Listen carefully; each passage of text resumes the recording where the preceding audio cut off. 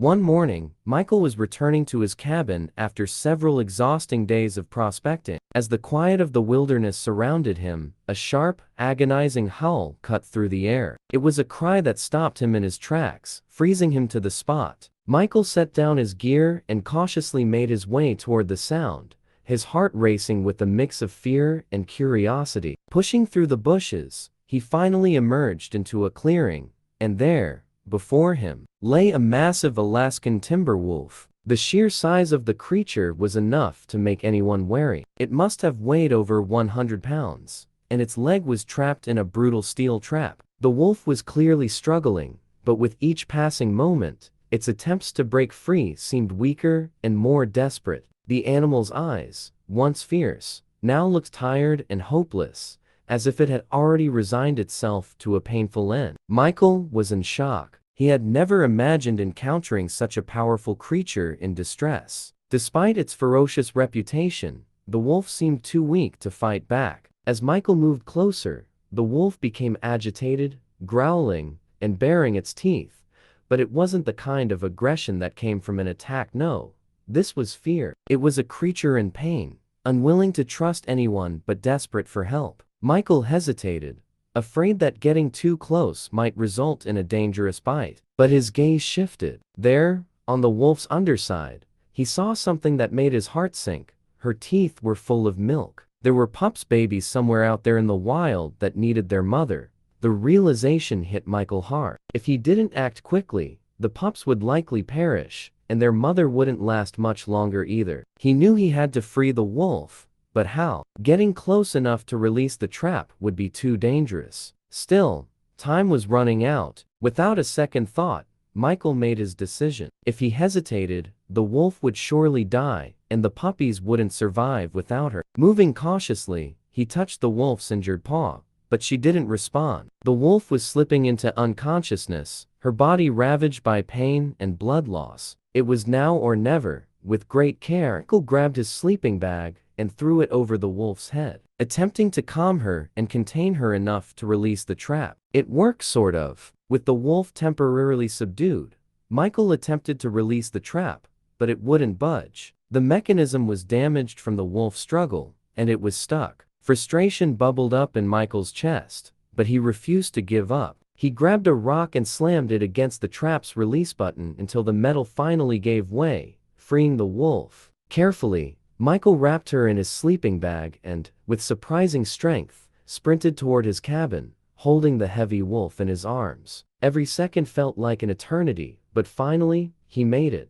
Inside the warmth of the cabin, Michael gently laid the injured wolf near the fire. She was freezing. He quickly lit the fire and, using his medical training, cleaned and stitched her wounds. Her leg was broken, and Michael knew he needed to stabilize it quickly. If he waited too long, the wolf might lose her leg. The process wasn't easy, but he managed to secure a splint, hoping it would keep her leg intact. Then, he gave her a sedative to ensure she would rest and heal. When she finally growled at him again, Michael knew she would survive. That moment of defiance made him feel as though the wolf was thanking him in her own way. She wasn't done yet.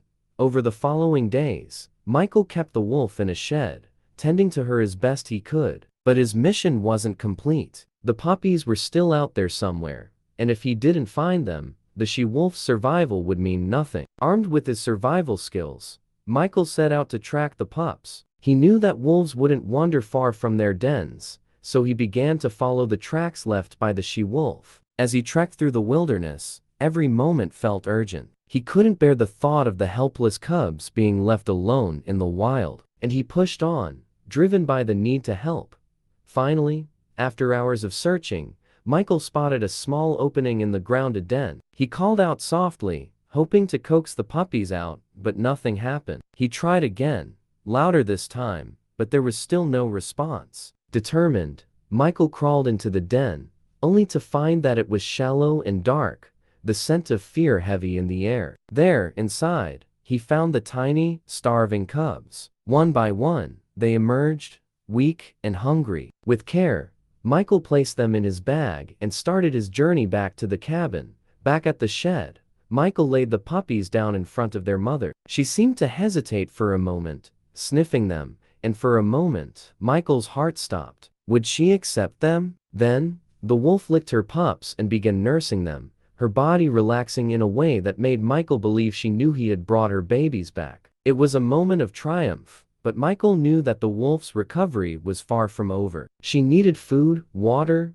and more care if she was going to survive. Each day, Michael brought meat from the nearby hunter's cold storage, feeding the wolf as best as he could. Still, when he approached her leg, she would growl, unwilling to let him near. But Michael could see progress. She was eating, and the fire in her eyes had returned. As she regained strength, the wolf's spirit began to shine through. She no longer saw Michael as a threat. Over the course of a few days, the wolf began to move around, and then one day, she chewed through the splint herself. She could walk again. The wolf's family soon returned. One day, Michael opened his door to find a whole pack of wolves in his yard. They had come to check on their kin, the she-wolf. At first, they stood still, growling, but when the she-wolf barked, they backed down, as if acknowledging Michael's role in their reunion. For a brief moment, Michael shared a silent bond with the pack. As the days passed, the she-wolf seemed to grow stronger,